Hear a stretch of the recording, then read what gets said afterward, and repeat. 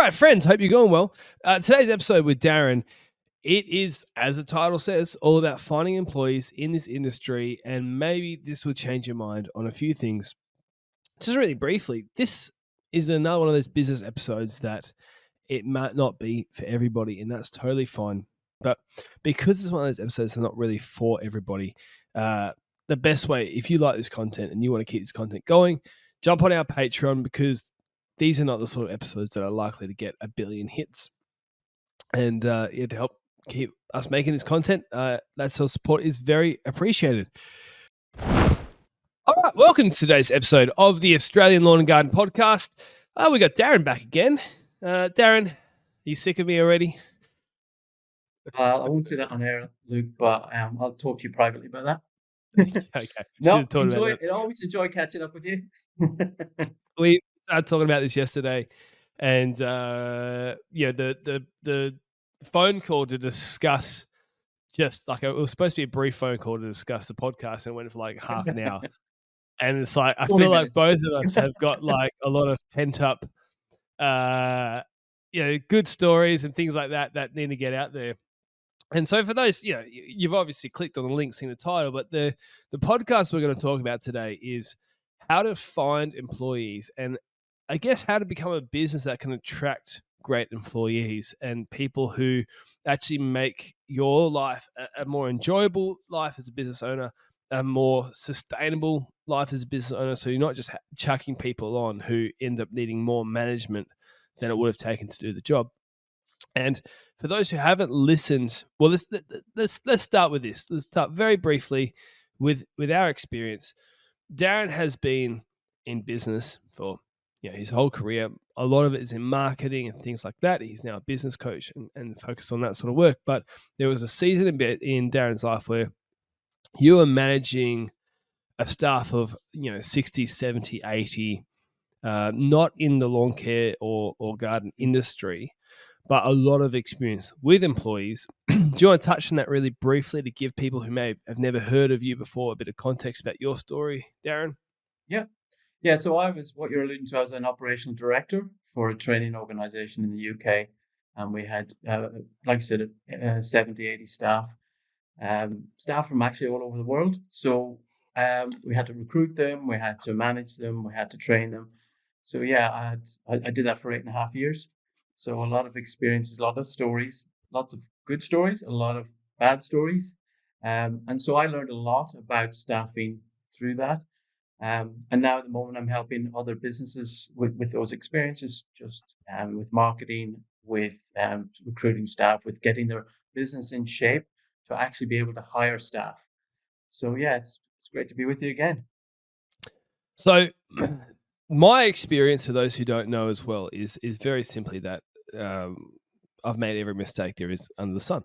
And so we can talk about all the wrong things I've done, but a couple of years ago, I had a health crisis and had to make a business that was able to run without me. And so there was a 2 to 2.5 year period where I didn't do any paid work. Well, actually, I did about 20 hours on the tools in that entire period. And most of that was on a Kanga, just scooping up mulch, and a little bit was rose pruning. And that's all I did. And so really, we made a business. We had somewhere between 9 and 13 employees for a lot of that, fluctuates up and down. And the employees ran the business essentially whilst I was really quite unwell. I've made just about every mistake under the sun doing that, and lead up to it and stuff. And so we're going to talk about a lot of that, because I think that's where it's most relevant, is actually avoiding a lot of the mistakes that people make to start with. And so that's the introduction for those who've never heard about the podcast before. So let's get right into the actual practical side of it then, or the foundational thing to start with, because I think a lot of people, Darren, you're talking to a lot of people in industry. I talk to a lot of people in industry. Right at the beginning, they make a major mistake, which is, I'm getting busy, thus I should put somebody on. And it's like, oh, I'm not so sure about that, Yeah, you're right. It's they're getting quotes coming in, they're feeling overwhelmed. They think the first thing I have to do is get another staff member, which actually is not the first thing you need to do. No. So you're right. That's one of the big mistakes people make. And the motivation is interesting as well. Like, I look back on my story. I had my first full-time employee 9 years ago, believe it or not. And it was a vanity thing. It was I wanted to, you know, I guess have something to brag about or something to sort of put on on my mental resume. And there's that motivation there as well. But there's also, the two common motivations I see is a desperation because just a huge amount of work is coming in and you're feeling overwhelmed, you're feeling burnt out, you need some help. You just want to chuck somebody on just to help relieve that pressure. Or there's a subtle, or maybe sometimes it's not so subtle, but there's this sort of undertone where you want to have a big business, and it's Mhm. whether it's 1% or 99%, there's a motivation of vanity in there. And for me, that was my story. I had a motivation of vanity, and it shot me in the foot big time because I was blind. I blinded myself to a lot of the problems I was having in my business, and I made those problems bigger by just simply making a bigger business and putting That's more right. people on and putting a bigger mess. And the first employee that I ever had, it was just it was pretty much a complete disaster. Learned a lot of good things from it, helped me later on. But it's a really common thing that people will, in that desperation or out of vanity, hire somebody they probably should have never hired, and then get burnt out from the entire idea of having employees, period, because their experience started off on the wrong foot. Yeah. Do you see that at all? Yeah, definitely that scenario. Someone who's never done it before wants to grow their business because lots of people do. And the first thing they do is say, let's get more staff. And what you end up doing is you end up growing the problems in your business, magnifying them because you've just added more people. Maybe your systems aren't right, maybe your hourly rate's not right, maybe your pricing's wrong. Just magnify that. And so you create a bigger problem than you had yourself. The other sort of subset of the vanity thing is I see a number of people wanting to come off the tools. They want a business, they want staff, Yeah. so they can come off the tools and do more administrative things. And it's not a bad goal, not a bad objective. The trouble, what I see, is people do that too early. And you and I've talked a lot about the owner pulling themselves off the tools too early Yep. and trying to build a team. And then their finances, their revenues, their costs go through the roof, and the revenues aren't maybe going up as well. So that's another big problem. And have a guess, if listeners, you have a 50-50 coin flip. Has Luke made that mistake before? Yes, he definitely has. I feel like, this will be an interesting podcast to keep short because there are so many stories and so many mistakes. But I've got one more thing I want to put in to set the scene, and then we'll really get. I said we're going to get into the practical details before, but I still think we're setting the scene. A common thing as well is people feeling like when you're managing staff or when you're employing staff, right? There's a lot of that sort of work that's quite similar to what you've been doing. If you're out in the tools and you're working with somebody, and then you just chuck someone and they work with you, and if they got a bit of experience, yeah, it's you feel like, oh, it couldn't be too much different. But I feel like Hmm. going from being a sort of owner operator, sort of everything falls on your shoulders, to taking on an employee, it's a complete category shift in what you do for work. And another mistake that I've made, and this is going to be, a lot of this stuff is why this podcast will be helpful for people because I've been there, done that, is just expecting an employee to maybe be 5 or 10% of my week is slightly different to what I was doing before. I'm still doing all the lawn stuff. There'll be a little bit of extra stuff I might have to do. There's a lot of stuff that you have to do, and a lot of people aren't actually prepared when they start doing that. So, like, just if I don't want to touch too deeply on this because we've got a structure for this podcast, but payroll, superannuation, workers' compensation. What do you do when workers' compensation goes wrong? Managing your finances. If you're not, like we talked about before, if you're not someone who's regularly, routinely looking at your finances, that's actually quite a bit of work. And it's a big jump to do it from zero to, managing with 2 people, or like all that sort of stuff, equipment, maintaining things like that. There's a lot of stuff that bumps up in extra work. And so there's this storm that happens where people get desperate, or their motivation is desperation, or some form of vanity. It's usually a little bit of both or something like that. They make a decision that's I guess it's almost an emotional decision. I'm desperate. I'm exhausted. I just want to get out. So they hire somebody. It's not a logical, rational, thought through best case scenario. They just hire somebody. After hiring somebody, they haven't prepared for the amount of work that's involved. Their business is not a healthy shape to start with. And I think the story that we've just started telling people, or that picture, is a lot of what people's experiences are. Anything you want to add to that? Because I reckon that's going to be relatable to a lot of people. That's where we can jump off into. Yeah, I mean, what you're saying is it's a whole different shift. Your daily workflow is going to be different, like just having another staff member with you.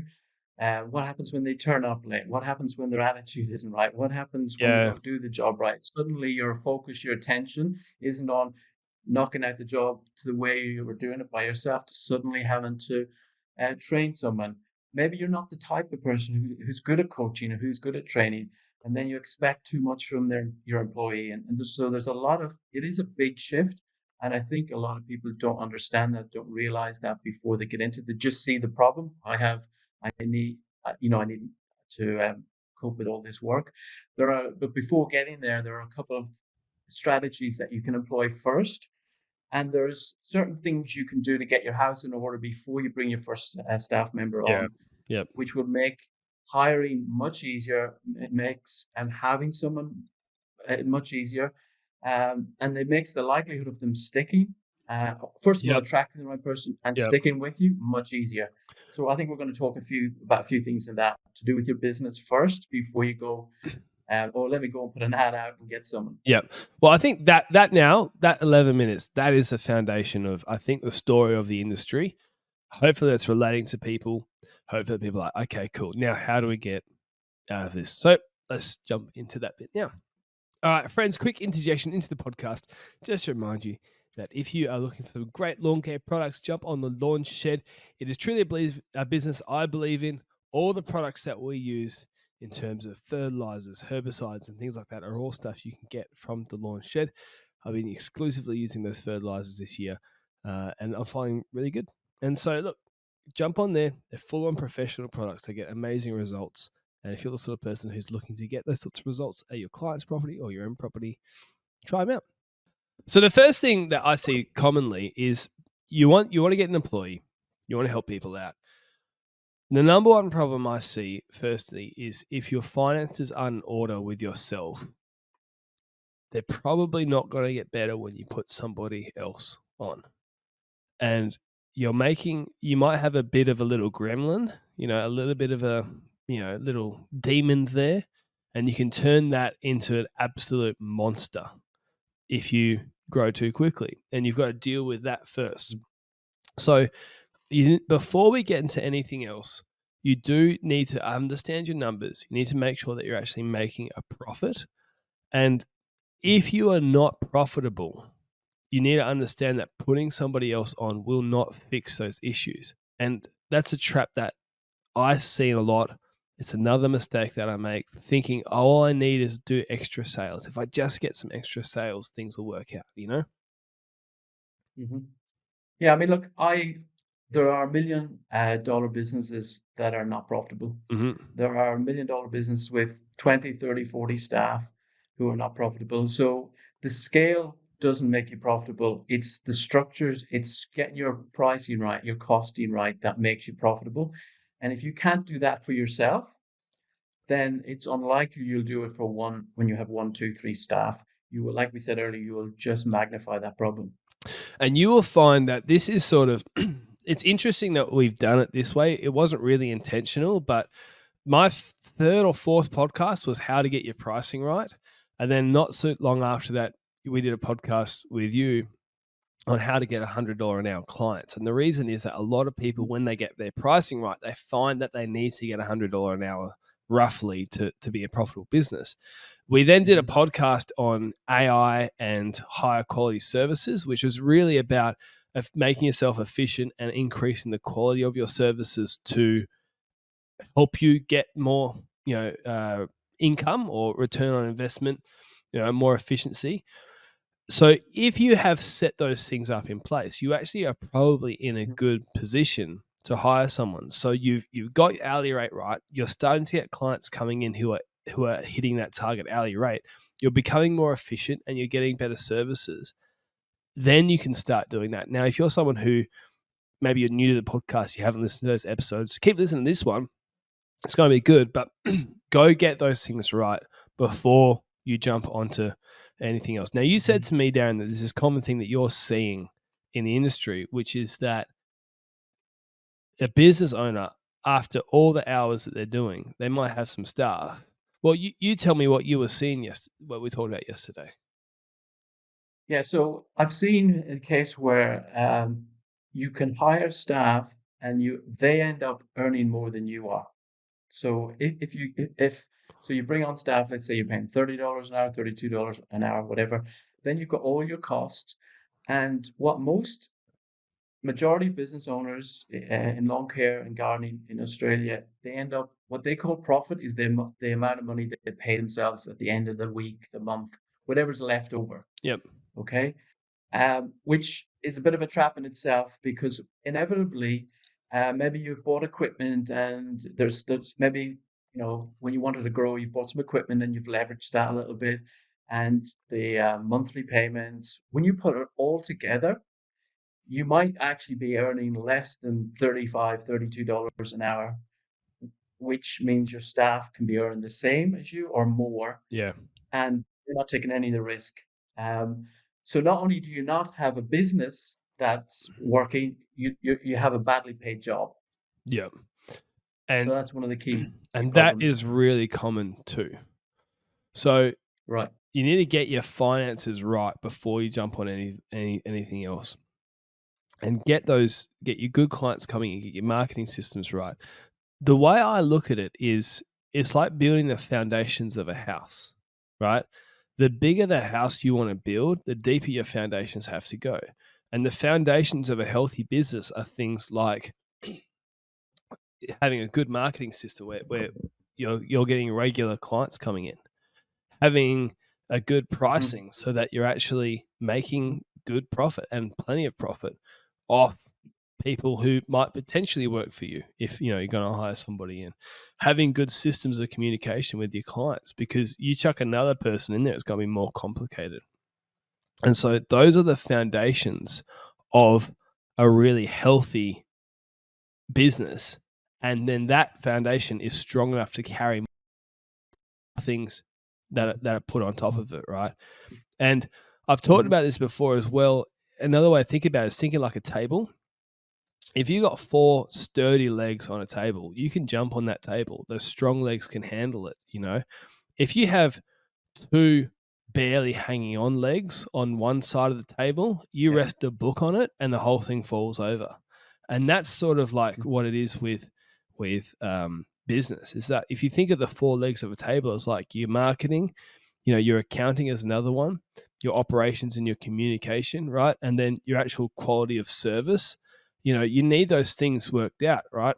If you have rubbish quality of service, but the other three pretty good, you might be able to sustain a business. But if three of them are suffering, and maybe the one thing you've got for you is good quality service, but everything else is suffering, you can't put any weight on that table. It's barely standing up on its own. Mhm. You got to work out those foundational things first, right? Right. Yeah, absolutely. And along with that, talking about the services, if you're the type of business who takes any kind of work, you don't know what you're doing, you just take any work that comes along, then when you hire employees into that, you have to train them across multiple services. Um, so again, just getting the kind of services you offer right, the kind of client you want to serve is another one. Because again, inevitably, there's different stages. People's business can be at different stages, then the kind of employees you need will be different. Like if you're starting out, first couple of years, you're just doing what you can, you're charging what you can, you're trying to understand the market. But if you've been in business a little while, you should be able to know exactly who your clients are that you're attracting, the kind of services you offer them. So then when you hire someone, it's much easier to train them. It's much easier to get them involved in the business Yep. without, confusing them. So that's another key aspect, I think, as well. Okay, so now once you got your finance down, you've got your foundations down. How do we get a good employee? What are the actual steps you do to actually getting a good? This is where people have actually come for. I know it's funny because people will be like, we're 19 minutes, 18, 20 minutes, whatever it is, into a podcast that it's about employees, but you just can't do that without the foundations. But what I think is really interesting is a lot of people will say they want a good employee. But if you ask them, what do they mean when they say good employee? They have no idea what they're actually looking for. And it's like if you're going out fishing, I want a good fish. Okay. Well, here's a blowy. It's like, well, that's not a good fish. What do you mean? It's alive. It's swimming. It's entertaining for children. As if a child catches a fish, they're like, sweet, they don't care. In that scenario, it's a good fish. But if you want to eat it, it's not a good fish, right? Well, then what if we go a different fish that you can eat? Okay, what if it's 3 centimeters long? Well, that's still not a good fish. Okay. Now, what if you go, okay, I really want a bluefin tuna. Okay, you're probably not going to catch that with a hand reel off the estuary of Mandurah, right? You need specialist equipment. You need to know what you're actually looking for before you even get that equipment. You need to know where to go to find those types of fish. And so I think a lot of people, they go, oh, I want to catch a good employee, but they've never sat down to identify exactly what the employee actually looks like or what that actually means when they say, I want a good employee. So what sort of stuff are you looking for then, Darren? How would you clarify and make specific? So in the same way that we'd go, okay, I want some Atlantic salmon, or I want a bluefin tuna, or I just want Yeah, sort of flathead, like how do, like we would specify the fish. How do you yeah. specify the type of people that you want, and how does that help you then go and find them? Yeah.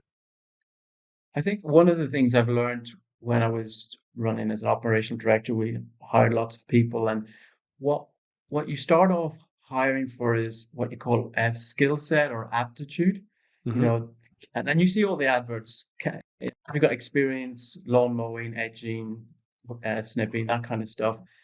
So, and that's mostly where people focus, and that's what I did as well. You focused on can someone do the job?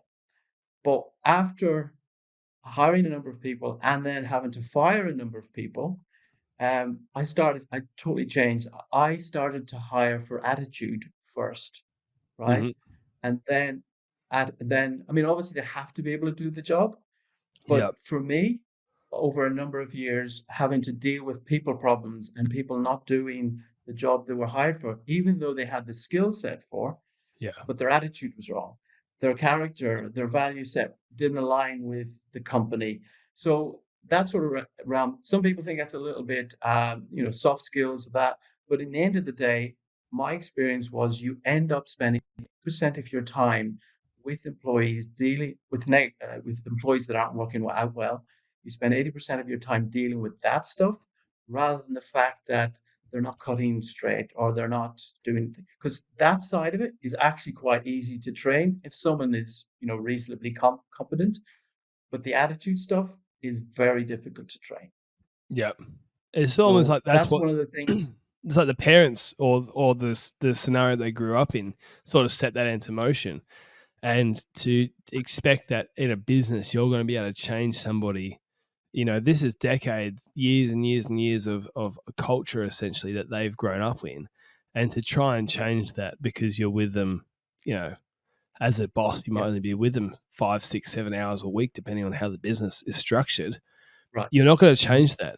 So and I've been there as well, been optimistic with people that I knew were not good fits for their attitude to the business, but because of their skill set, thought, oh, it might not be that big of an issue, and it always is. And it's you're always better off not hiring somebody than who you know is not likely to work out, than risking it.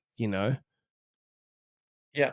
And that's the problem. A lot of people put themselves under pressure to hire. I got this contract. It starts next week. I need someone or whatever. And so look, that might be legitimate, but when you hire quickly, um, a knee jerk or because of it out of just desperation, it's like I think there's such a similarity with hiring staff and attracting clients. I actually don't Yes. see any difference. I mean, not any difference. I see a lot of similarities. Um, when you put out a job advert versus an advert for new clients, what are you saying about your business? Because whatever you say about your business and what you can do for people is the quality and the type of client you're going to attract. And we've talked, I think, particularly in that podcast about your hourly rate and how do you attract clients, how do you repel clients. Yeah. The same thing is true for employees. How do you attract the kind of employee that's going to resonate with your value set, the vision for your business?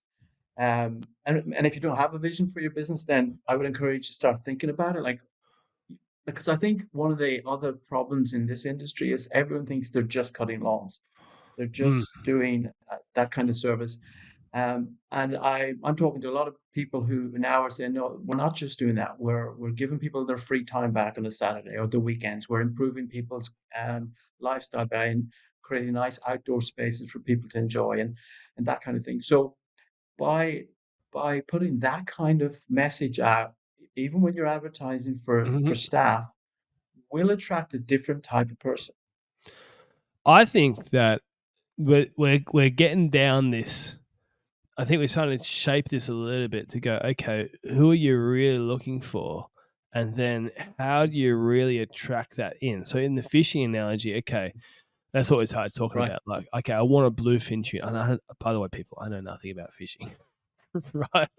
I think it's been Neither about do I. five years since the last went fishing, but I do know the basics of the idea. I mean, any sort of catching or hunting or whatever. But if I if I'm going to go get, let's just say an Atlantic salmon, okay, I assume that they only exist in the Atlantic Ocean, right? So if I'm fishing in the Indian Ocean, I'm in the wrong spot.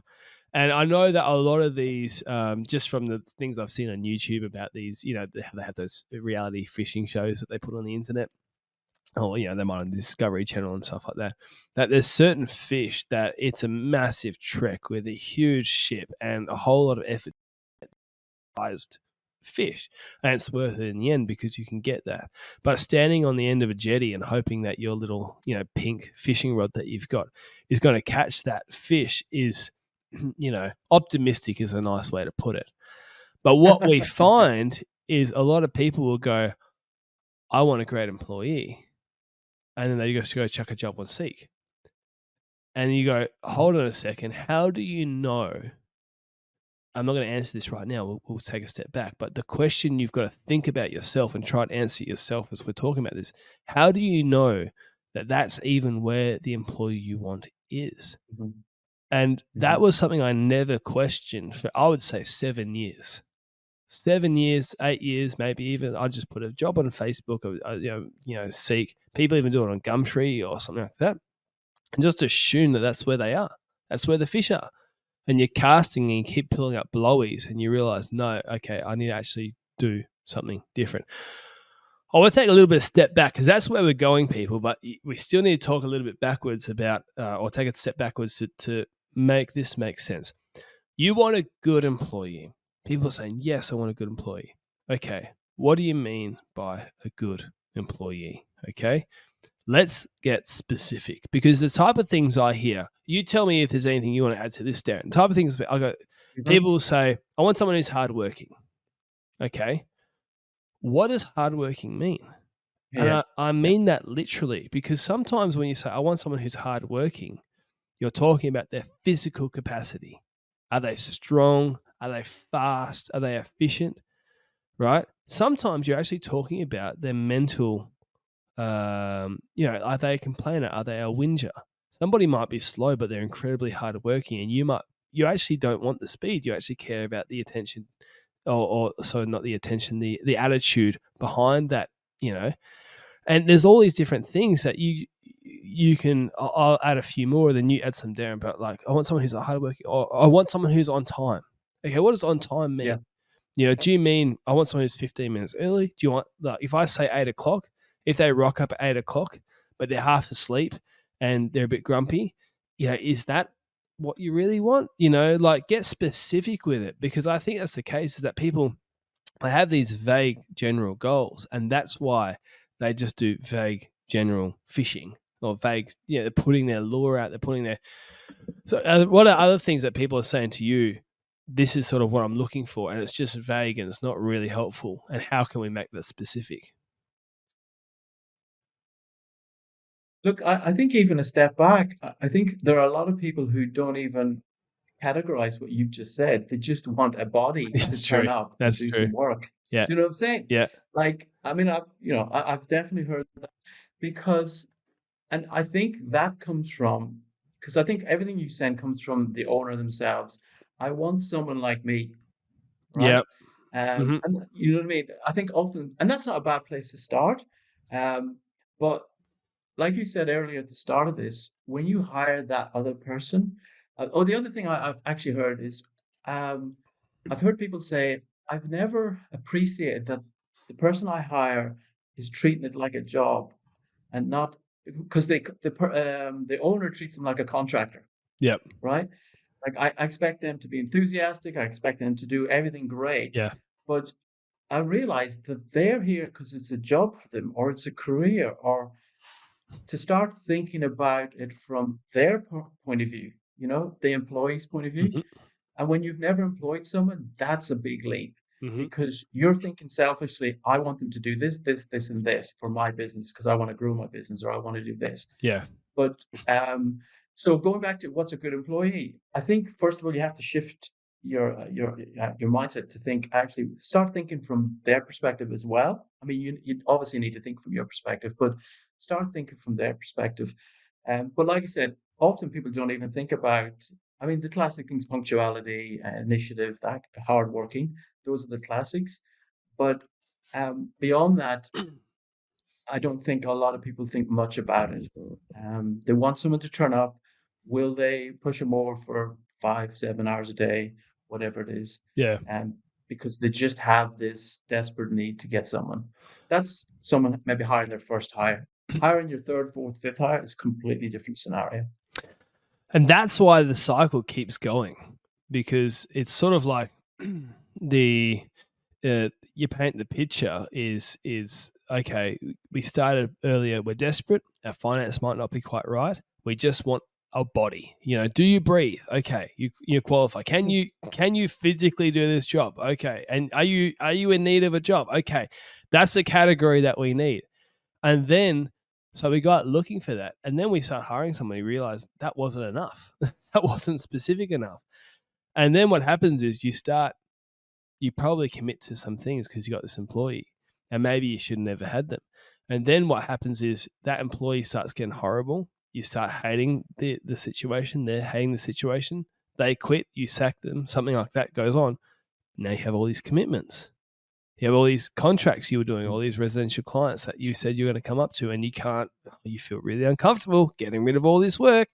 So what are you're back to it again? I'm desperate. I need somebody. Okay, maybe you get a tiny bit more specific. Okay, so let's use an exaggerated example where you go, maybe the person you had was an alcoholic, a functioning alcoholic, and yes, I have hired people like that and have problems like that. We can talk about that later. But you might hire someone and you go, okay, next interview, I'm doing everything exactly the same, but I'm also going to add in, are you a functioning alcoholic? And it's like, and this is basically You're my right. story. It took me about, how long? I would say 8 years from the first full-time employee I had until probably last year, maybe a year before that, where I started feeling like I actually know how to hire and find and what to do to actually specify exactly what I want. And it was literally that process of, okay, I had a bad experience. So in my next interview, I will filter out that bad experience. I don't have that bad experience again, but then I get a completely different type of one. And you're right, it's a Mhm. desperation just to get a body in place to start with. So, yeah. What's coming up in your head? Any stories from seasons that you were in, or people that you hired in that scenario? Oh, yeah.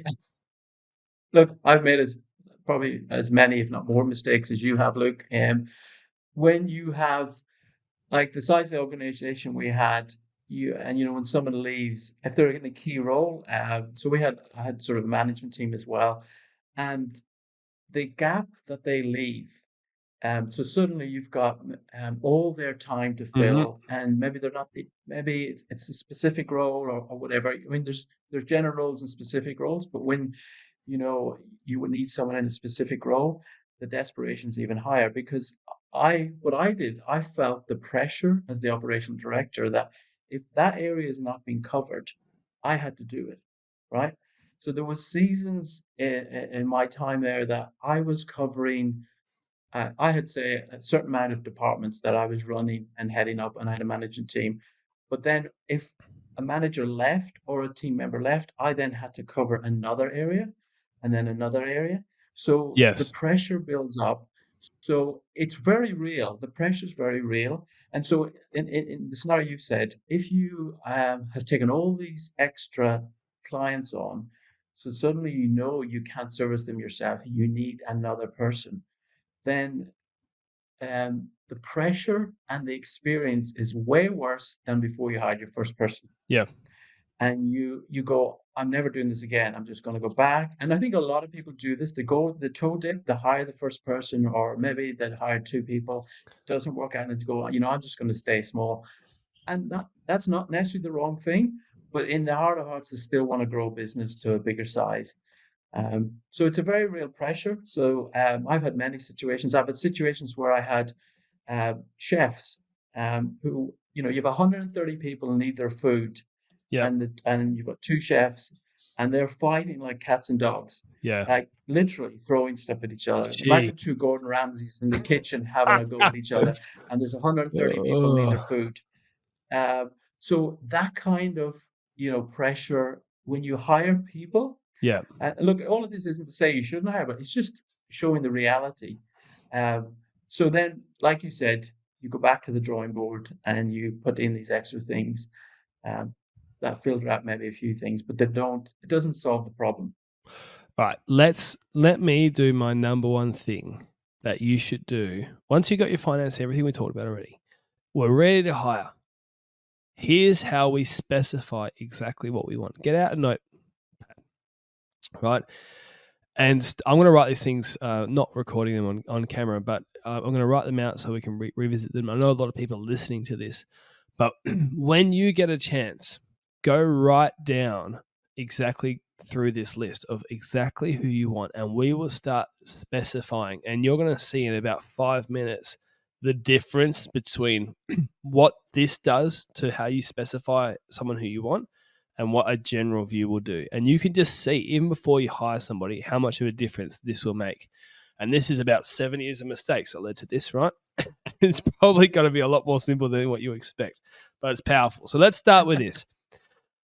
So let's say, Darren, we'll play a little bit of a role play here where you're a inexperienced hirer, and I come to you and say, Darren, you're looking for an employee. So who are you looking for?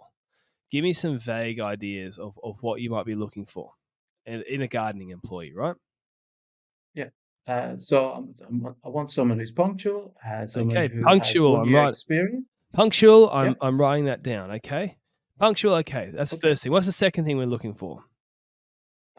They need to have 1 year's experience in the previous role. 1 year experience. Already, that's a better thing than someone saying, "I want an experienced employee." Right? That's another thing that people got experience. Okay, 1 year experience. Okay, in a similar role. Is that what you said? Yep. Okay, what else? Um, Let's do two more things. 'Cause that's usually what people. I want somebody who's punctual. 1 year experience. What else would you want? Right? uh, I've seen things. I want someone who can take initiative. Okay, initiative. That's a great word because it means nothing. It means next to nothing. Like, okay, It's very vague. Yeah. yeah, it's a great Um, example because it is you want someone who takes initiative, but then when you say what does that actually mean, like on the job, which we'll get to in a second, not many people actually know how to answer it. They haven't actually thought that far ahead. And then one more thing, right? What else would we be looking for in an employee? So the ability to communicate with clients, that kind of thing. So I've seen that Okay. sometimes on ads. Okay. Right. These are good ones, right? Now, a lot of people, they don't even do this like we just talked about. They just like, give me a warm body. Communicate with clients. Now, here we got a list, right? And a lot of people would feel like, okay, I've got a list. This is the sort of target. I want someone who's punctual. I want someone who's got 1 year experience in a similar role. They show initiative and they can communicate with clients. Okay. Right. And let's say that the role that we're looking for is an offsider who we can train up to be what we would call a crew leader, or someone who's an unsupervised employee who can go out in their own rig on their own, right? That's what a lot of people go for. There are some major problems with these things that we've written down here because they're not very specific. You can come into problems. So you might go, okay, I'm looking for someone who's punctual. You go to the interview and you say, all right, are you punctual? And I'll say, yeah, I'm punctual. Okay. But the reality is some person's standard of punctual is different to somebody else's standard of punctual. So I could be genuine, honest. Say Darren's hiring me. I could be genuine, honest. Are you punctual? And I think about my last business, everyone was late. And I used to rock up 1 minute late. So comparatively, I was punctual. Darren's standard might be punctual as 10 minutes early. And so when you're vague like that, the expectation Darren has for me is 10 minutes early is punctual. I say, yes, I'm punctual. And then we start getting working. You go, I thought you said you were punctual. I am. I'm here 1 minute late every day, right? Compared to the last people, then you have a rift.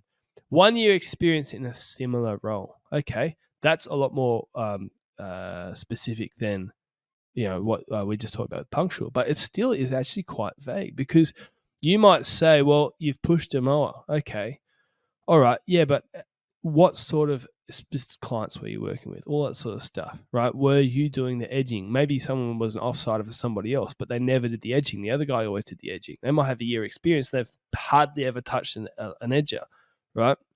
But it gets worse with the things like initiative. Okay, what does initiative specifically look like? You can ask somebody interview, okay, do you have initiative? They'll say, yeah, I've got initiative. Because of course they do. There will be some point in their life they could look back on and they showed initiative. And then, so let's make each 4 of these more specific and you will see how different that makes. Let's change punctual to, Darren, what is your standard of punctuality that we're looking for here? So as a general rule, if you're not 5 minutes early, you're late. Okay. That's how I work just generally. And that means also Yep. when you literally front up for work, you are ready to start work. Yep. Not you have to tie your shoes, you have to change your shoes, you have to get into your uniform, you have all that kind of stuff. No, you're ready to go.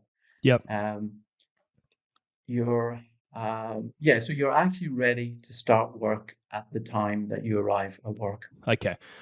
Now, 1 year experience in a similar role. Now, tell me, well, I'll tell you the role actually on this one. Let's say it's just normal residential lawn mowing crew. So what you're doing is probably want self-propelled rotary mower experience, whipping and edging experience, and maybe a little bit of towing experience, driving a car, or we might say, they might need a car license on occasions, and towing would be great.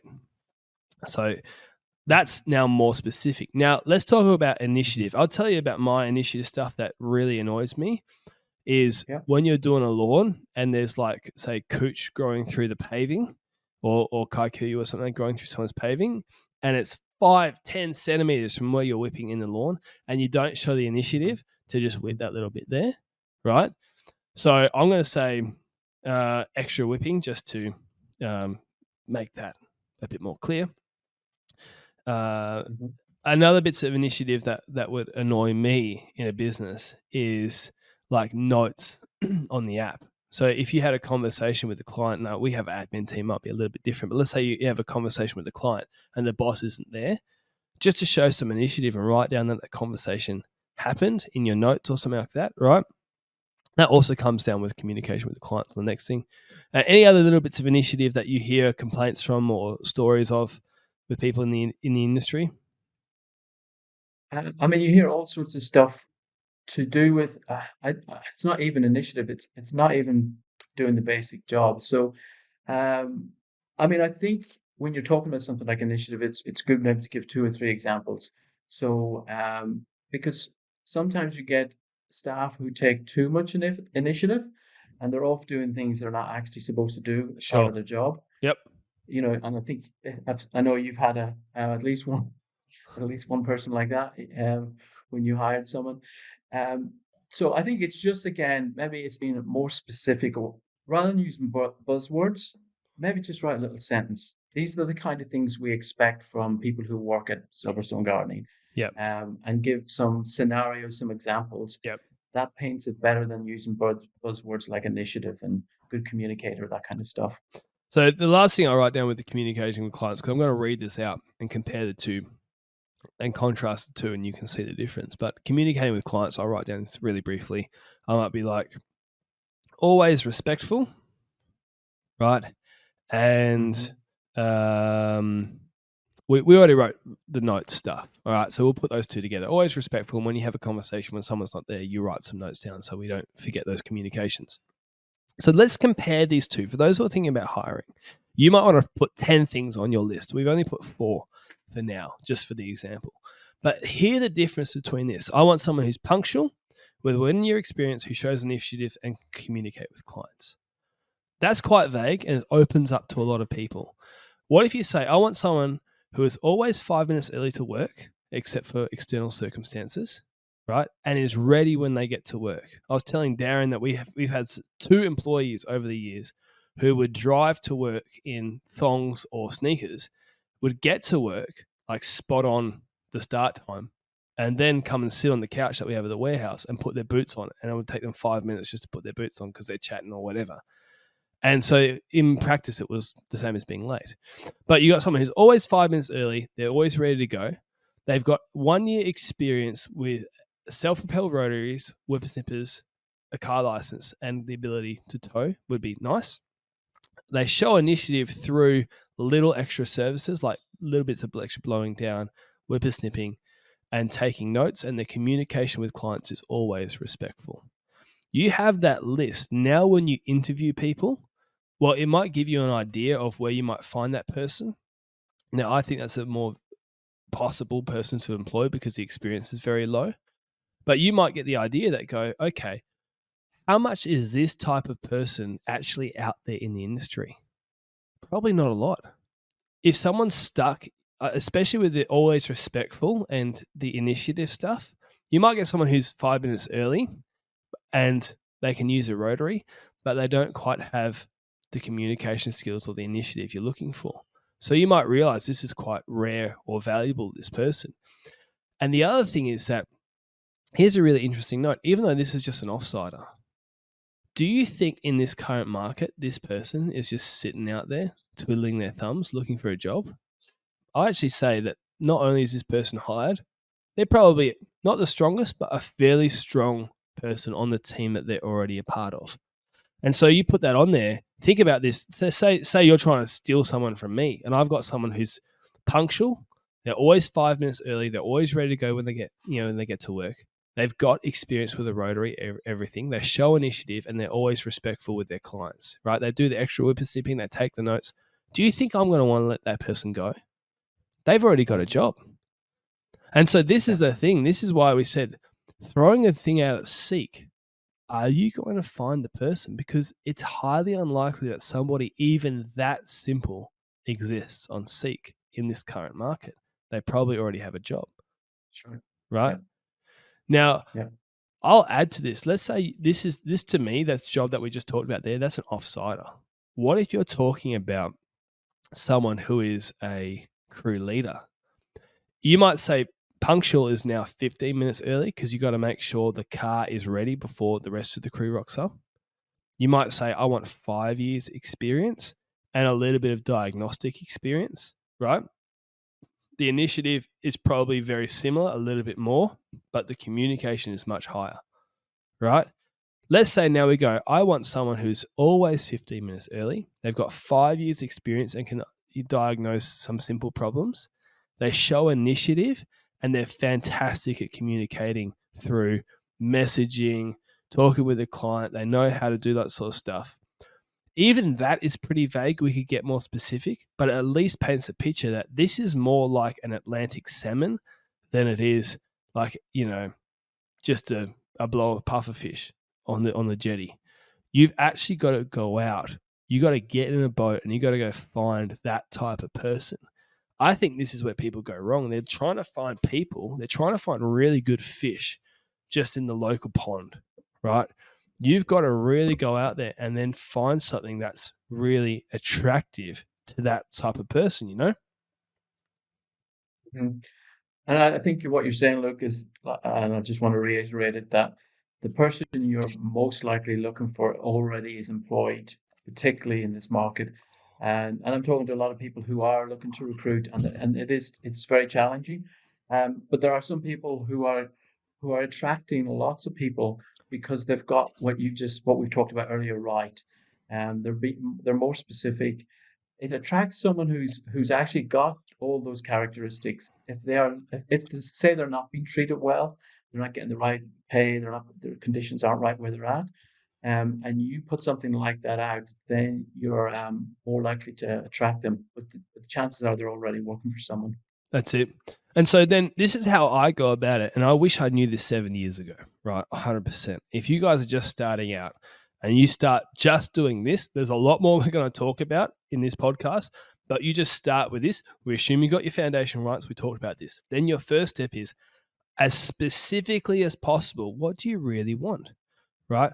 I will say things like, with someone who's hardworking, and a really important thing to me is not the speed of the job, it is grumbling and complaining.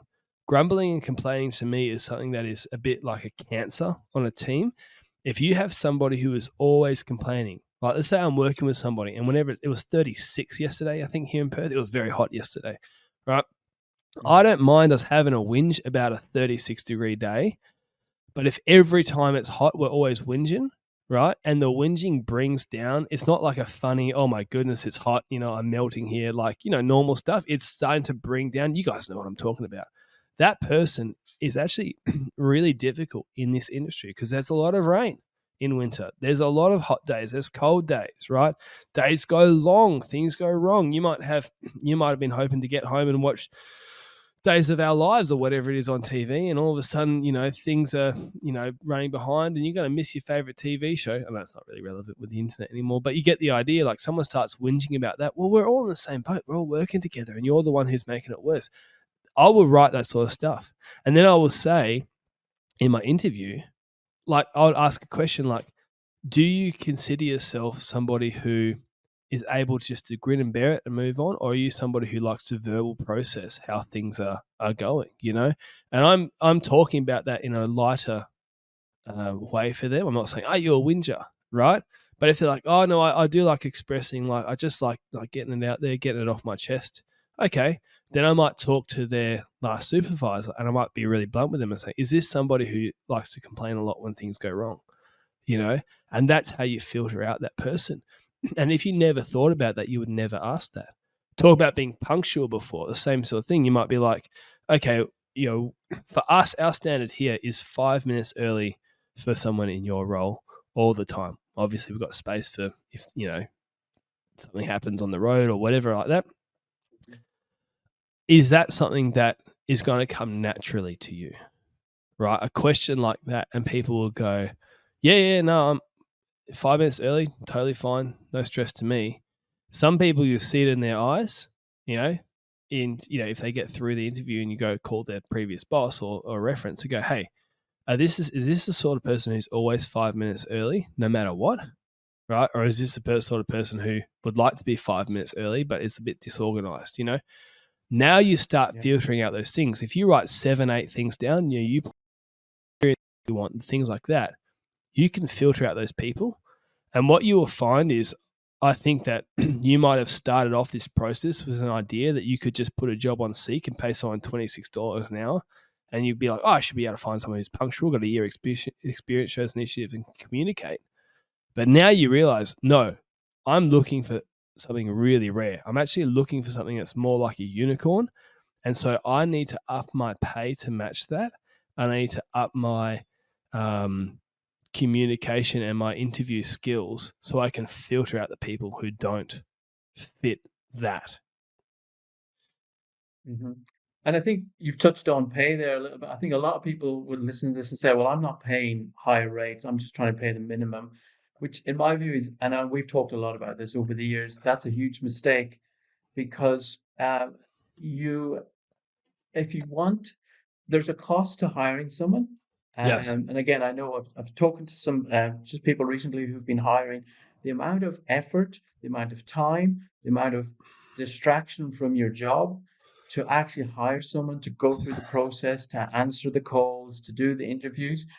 How many times do you want to do that for a particular role? Like, because the reality is, if you take the quick and the sort of cheaper route, you will be doing this 3, 4 times just to get the person, Yeah. right? They might start with you for 2 months and then, because I think I've seen particularly in your business, Luke, is maybe someone interviewed well and they've got through and it looks great and that, but then in 3 months' time, they've totally gone off the boil. They're actually Yes. destructive. Happens They're all the time. so you it happens all the time. You see the true colors, and then you have to. And again, I've seen you go through it. You've had to go, okay, here we go again.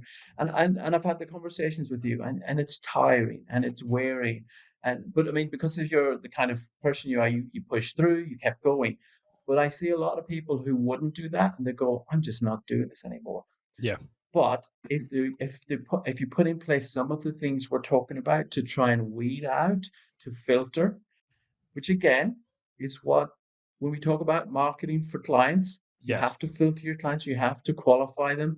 It's the same there's a similar process. You must qualify your potential employees. Otherwise, you could have them for 3 months and they're a pain in the neck and you have to go through it all again. And there is a massive cost to hiring staff, which a lot of people don't understand, both emotionally and actually in physical money. Yeah. And there's about 10 things I could jump off from what you just said there.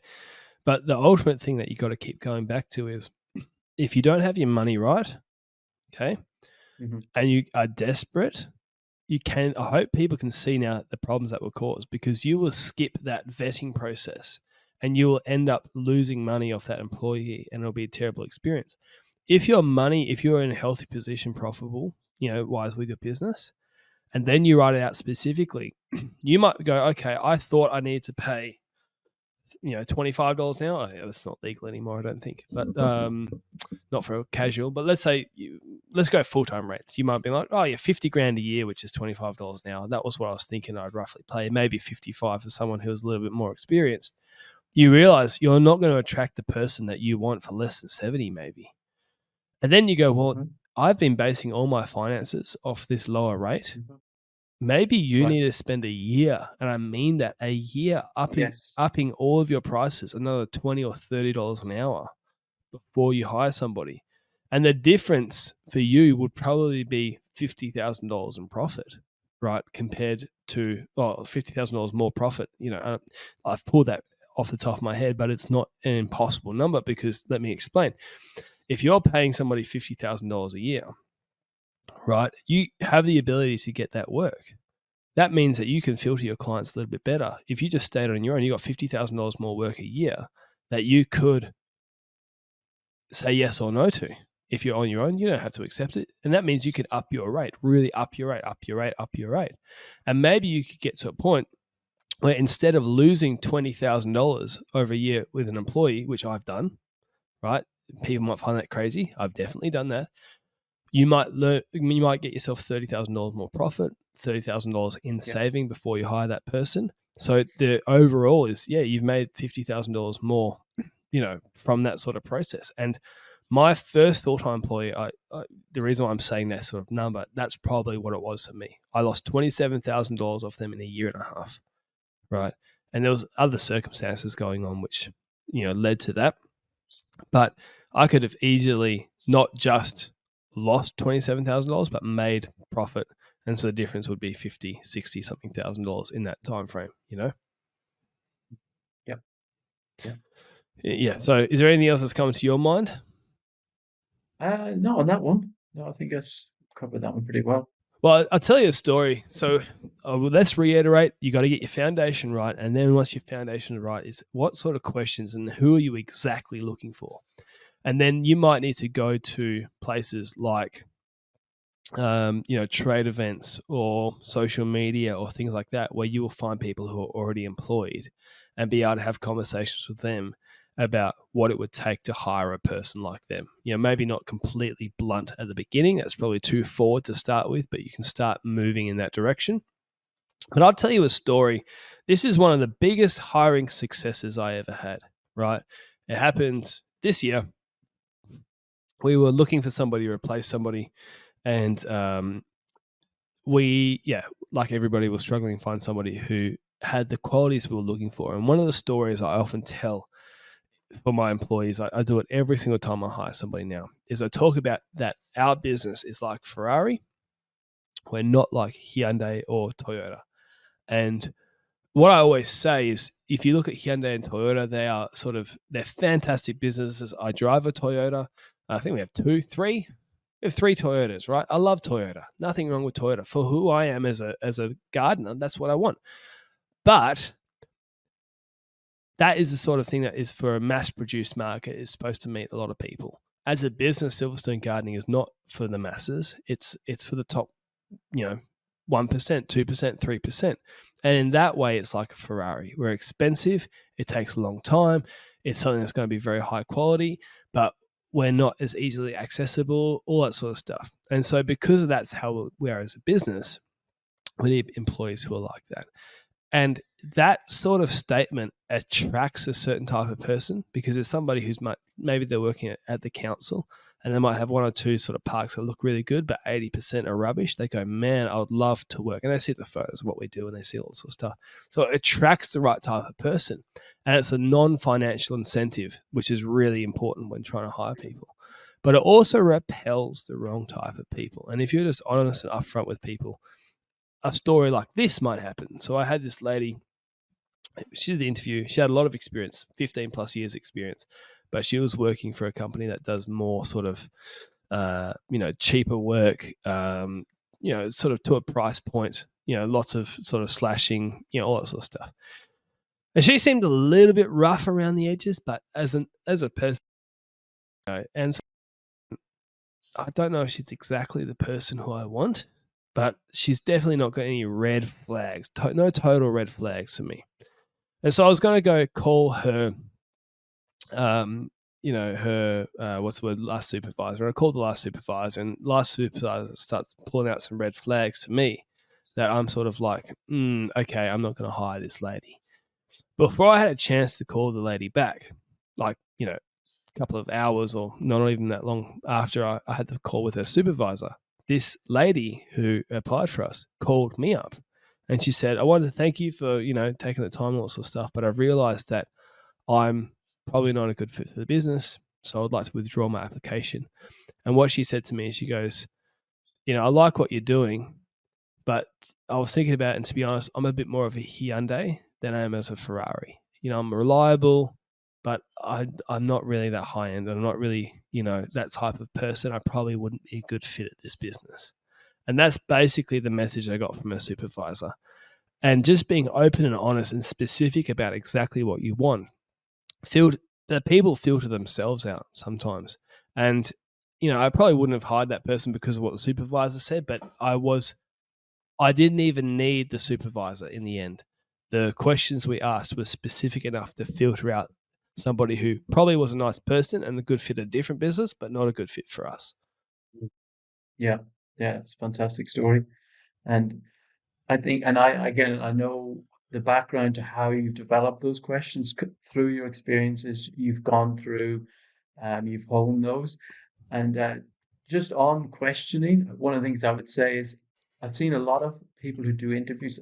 In my years, I've been interviewed lots of times, and people who just ask closed questions where I can go yes or no, Hmm. they're like they're useless. So the kind of questions are more open questions where you get the person to talk, to reveal what they're thinking, what their values are, what they understand about the role, about their experience. When you get them talking, then you can make much better assessment of that person. Mhm. So by you using an analogy like you've done, you get the person to start thinking at a much deeper level. So it means you don't have to hire them and then find out who they are. Yep. You find out who they are at a you know, it's a psychological thing, but you find out psychologically, emotionally who they are before you hire them. Because if I go back to what I said about hiring for attitude, not just aptitude, 80% of your time will be spent on the psychological, emotional problems, and I don't mean extreme, I'm just talking about Yep. people Yep. who, are trying to get away with things, they're just trying to, disrespect, those kind of things. They chuck They are sickies the all the things that you time, or will. they're Sure, exactly. Yes, lack discipline in certain things, cut jobs short, cut corners. Those are integrity things, those are value things. So when you're in an interview, the more open questions, the more value-based questions you can ask, yep. um, the better. Yep. And you got to be. It's interesting because you feel uncomfortable because you are judging people, Yeah, right? And there's this. You're not judging them as with your nose waving in the air, like I'm better than you, sort of judging. But you have to evaluate. It's probably a better word. You are evaluating somebody, and that can feel yeah, that's better. uncomfortable because you feel like you're if you've never done it before. But it's a bit like just I remember I went up and had I went for a tender many years ago. I've talked about this before, and we lost a tender to a much bigger business. And I decided that I would congratulate the business. So I sent them an email and, hey, congratulations on winning the tender, blah, blah, blah, just to be, professional and friendly. And they replied back saying, basically, yeah, this is just business. It's nothing against you or whatever. I'm sure, like it's just how it is, and it was sort of, it was a nice way to end the process, and it also let me realize that these people didn't. I was earlier in business, and I felt like these other businesses were out to get me, and they didn't like me or whatever like that. And it was just no, it's just we're all trying to get the same job, and we want it this time, and you want it the next time. And somebody who was more experienced, their response was like that. And I've realized that's the same with the hiring process, in that it's not that if I say no to you, you're a horrible person. It's just you're not a good fit, or maybe you were fantastic, but somebody else was just better, And if that other person hadn't applied, and it's all this sort of stuff, and you can separate yourself from feeling like you are, you know, being a lord or master who is, like with 300, fating somebody to fall into a pit or something like that. It's like it's not that big of a deal. It's just they might not even like you to start with, but I know that there's an emotional side to that. And anyway, so we're talking about the financial side. You've got that right. You're now getting more specific, and people now you have this specific idea. What about your work? Well, let me ask you this question for those who are listening. Does the work you do stack up to the type of person you actually want? This is another thing as well. We've hired people who are ex-golf course superintendents, people who have worked at Kings Park, people who have managed wedding venues, like really beautiful high-end places. We've had all sorts of people from all sorts of walks of life. And I can guarantee you that I couldn't attract that level of talent if the work I did day in, day out was overgrown slashing jobs, on a whippersnipper where there's snakes or things like that. The talent who want to do amazing rose gardens and all that sort of stuff, beautifully maintained lawns, right? If you want to attract somebody who has the interpersonal skills and the punctuality and the experience, and yet what you're offering is pretty, with all due respect, unmotivating or less interesting work, can you realize that you're going to have a hard time doing that?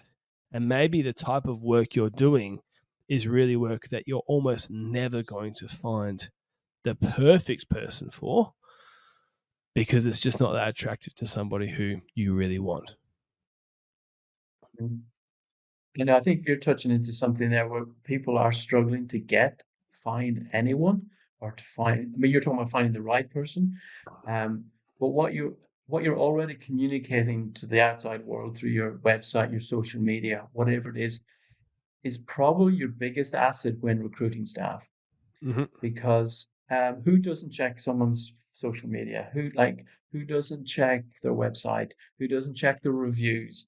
Um, and if they don't, they're probably not the kind of staff member you want. If Yes. like they just turn up and go, I just want a job, they probably so anyone who's going to be of value to you and add value to your business is gonna check out all those things. Yep. So if you're not like if they see your last post is like 2022 or 2021 and it's the kind of work you've just described, but yet you're talking about we're looking for high quality workers, etc., it's creates confusion.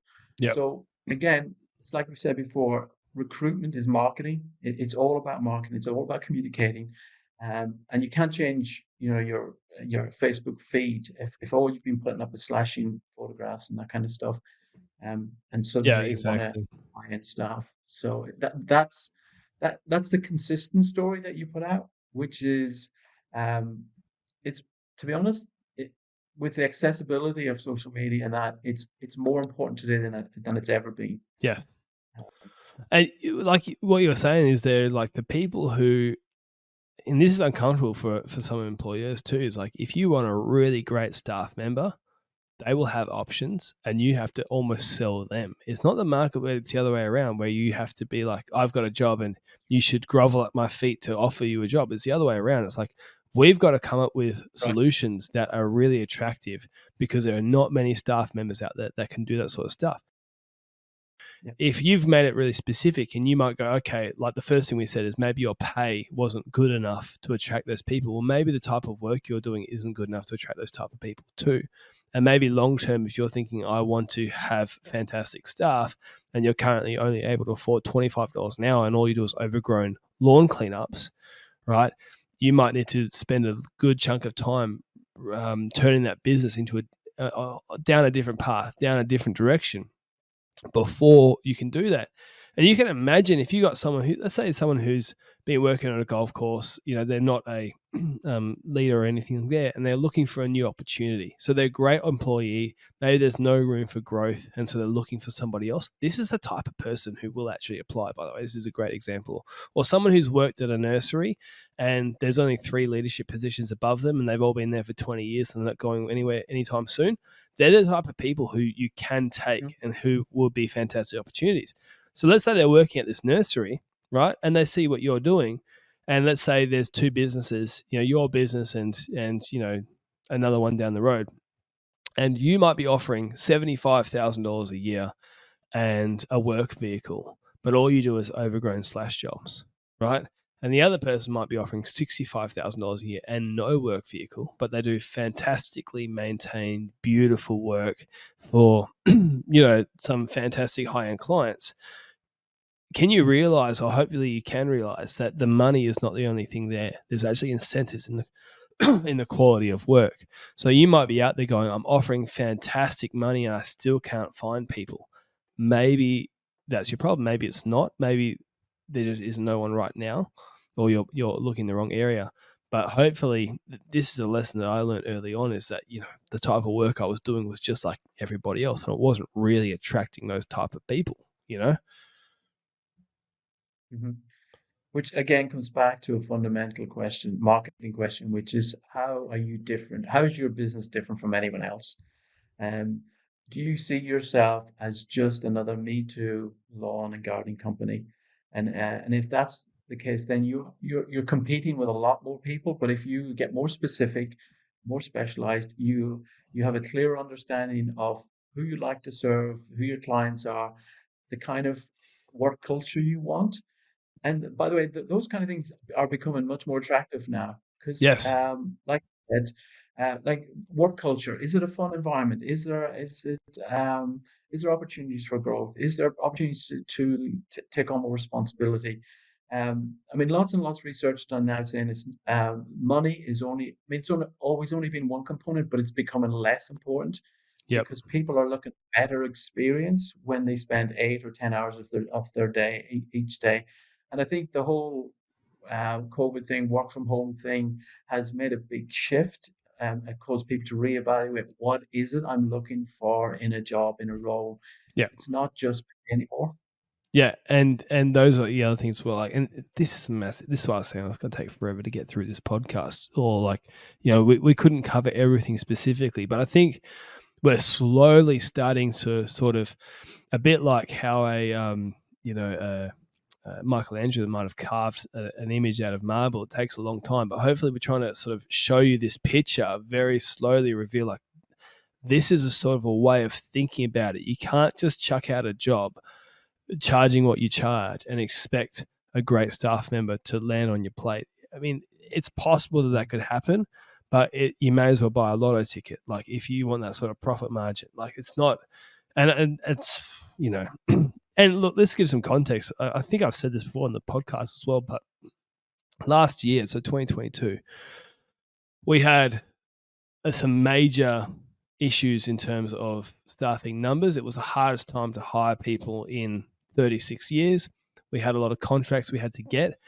And so we lowered some standards to get people into trial days. So we weren't hiring people long term, and then regretting it, but we were like, I wouldn't usually do this, but let's give them a crack. Let's see how they go.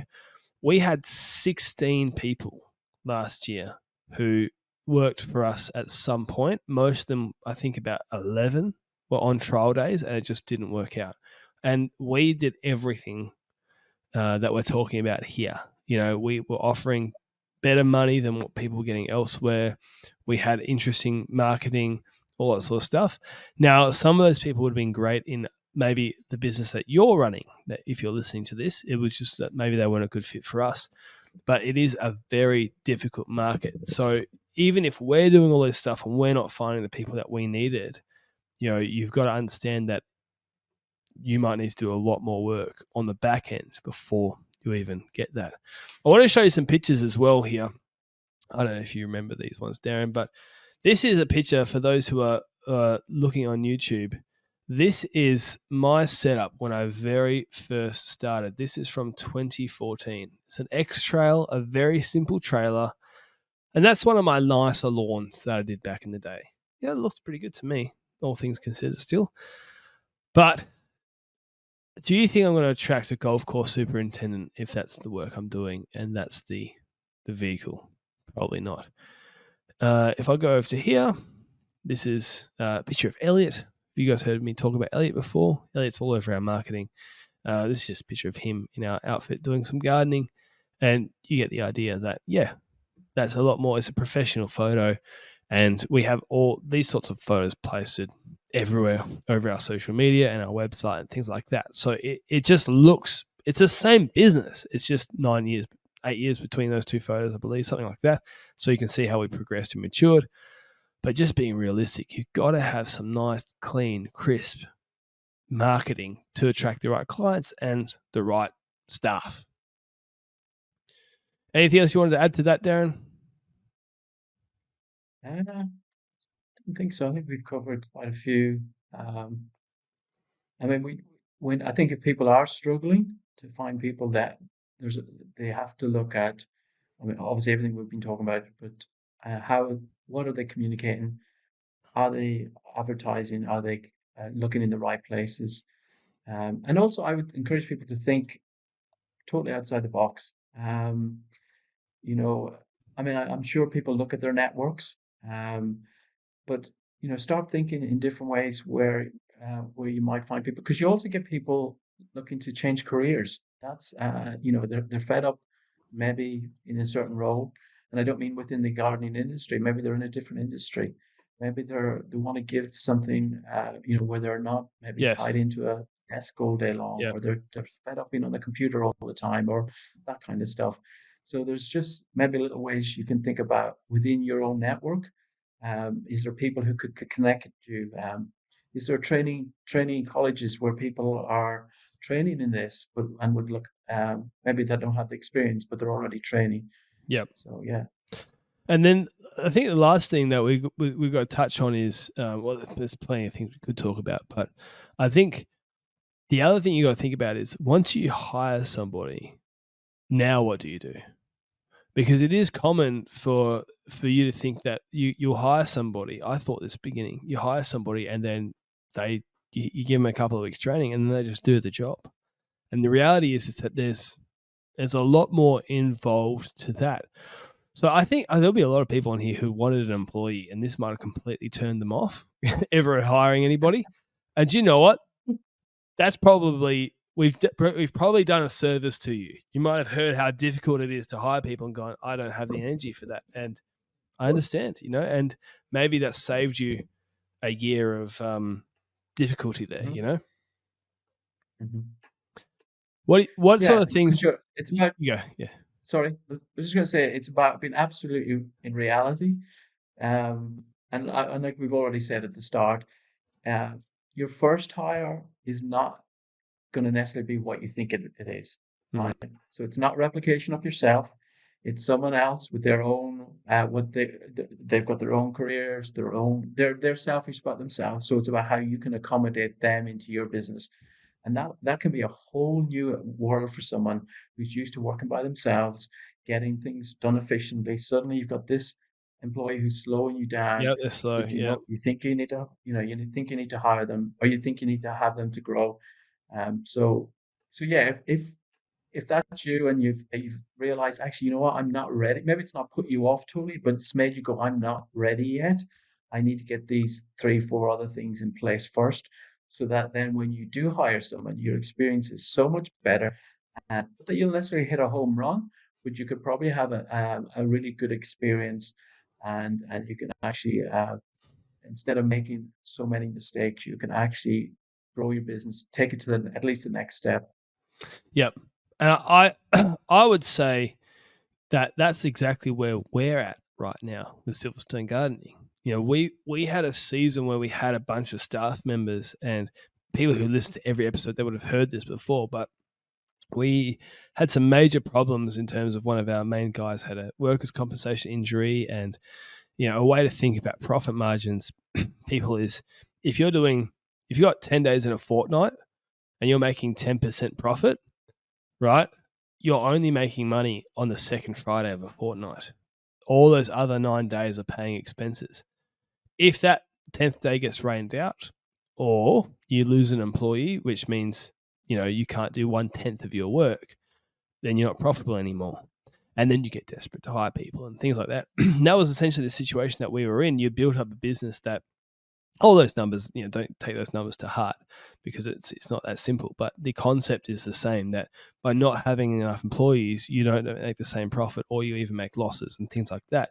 And so we decided to completely change the business to works only off the absolute highest end of the market. And we don't know if what we're doing is going to be able to work. So we're taking a year or so, however long it takes, to rebuild the business into something that can where the foundations are strong enough that they can handle the weight that we want to put on it in the future. And it feels like it's from an external point of view, and I guess immature Luke would have gotten frustrated at being in a season like this, but I'm actually excited by being in a season like this, because I know that we're doing the right thing. And an analogy that I've told you, Darren, is like, it was like we were walking through a forest, cutting down our own path, blazing our own path, and got years into this project and realized that the direction that we had taken was the wrong direction, or was slightly off, and we needed to go all the way back to the start of the path and then start cutting a new one. And that's difficult to do. And I can imagine there's a lot of people listening to this right now who might have been hoping to hire somebody and realize that there's a lot more work to it and they've got to go back to the drawing board. But you're much better off going back to the drawing board than to head down a path that's going to lose you money. Yeah, absolutely. Yeah. All right. Do you know what? I feel like we could keep going, but I feel like that's actually a pretty good finish to this. And maybe if people like this, I know that, look, if you guys have got to the end of this podcast, you need to sign up to the Patreon, because this sort of stuff, this is no advertiser is going to be like, yeah, let's jump on this. Do you know what I mean? Like, there's not many people who are interested in this sort of stuff. So jump on the Patreon, support the podcast that way. It's a minimum of $5 a month, or $16.50, I believe, depending which one you take. It's something like that. There's conversion rates with US dollars, so it gets a bit confusing sometimes. But people jump on there and support us that way. And if you have questions, Darren is a business coach. It might be worth hitting up a message. Where can people best find you, Darren? Just type darren.coach into a URL and you'll find me. You can ask me questions through that and get in touch with me. That'd be great. And if you're the sort of person who has no experience hiring, your foundations are great, and you want to step down that, then a coaching thing would be very good. I should have done that 10 years ago when I first hired my first person, or 9 years ago, whenever it was. But people, thanks for supporting the podcast. If you have more questions, because I feel like we've just touched the surface, and I think a lot of people have probably got their brains fried from this much work. It's a very niche, it's a very heady sort of subject. This much of the podcast, we might need to revisit this again. Send us a message if you like it on Instagram or something. Be like, yes, I love that podcast. Tell us more. Help us more. We're willing to do it. But thanks for coming on, Darren. Yeah, lovely, brilliant to be out here again. And I look forward to hearing some, stories from people who've been helped and find maybe sort of decided that maybe I'm going to hold off or I'm going to take a different approach to my business. So, yeah. Sounds good. All right, thanks, people.